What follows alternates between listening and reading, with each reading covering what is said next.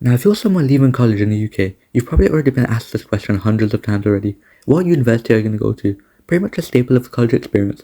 And most of the time when you finally step out and become an adult or something like that. However, nobody actually tells you how god-awful it can be for the majority of people. Now let's look at you for 1 second. You're a young, naive 18-year-old with no jobs or savings. Just ambition and a weird amount of body odor, which you should sort out.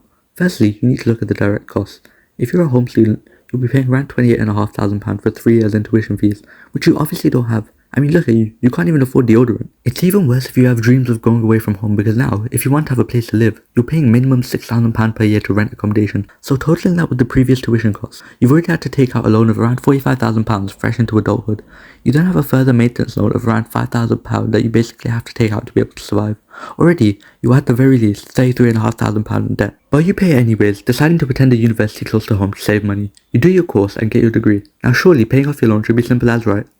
Wrong. That would imply that the Department of Education actually gave a shit about you and didn't just want you to pay them. When repaying student loans, you were classed into 4 different categories: Plan 1, 2, 4 and 5. Whereas Plan 3, I don't know, probably a fucking political prison or something. According to Save the Student, the average UK graduate has a salary between £18,000 to £23,000 in 2025. On the government website for repaying student loans, they say that to calculate your monthly payments, you should take away the threshold of the plan that you are on from your monthly income and find 9% of that number and pay the final result every month. So if you follow the government guidelines on a higher salary of, let's say, £45,000, the government will tell you that you should pay it off in 22 years. Essentially, you are expected to live the first 4 years of your life in debt just to get a job. However, yet again, if you're from a rich family, you can essentially pay to play and skip the waiting line. Not only is student debt essentially non-existent to you, you can also go to a top 5 uni if daddy pulls a couple strings and lands you a prestigious internship or gets you a letter of recommendation from Bill Gates. Essentially, university has been turned from a place of education into a premium qualification store. Now, it's not like the system couldn't be improved. It definitely can be. The government could subsidize accommodation to reduce costs,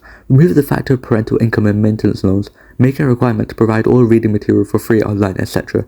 But it really makes you think about something. Government spending on education between 2010 to 2023 consistently decreased every year by a total of £11.2 billion, whilst in 2012, the government increased the tuition fee cap to £9,000. So does the government actually care about education, or is this just another way for the elite to milk you of all your money?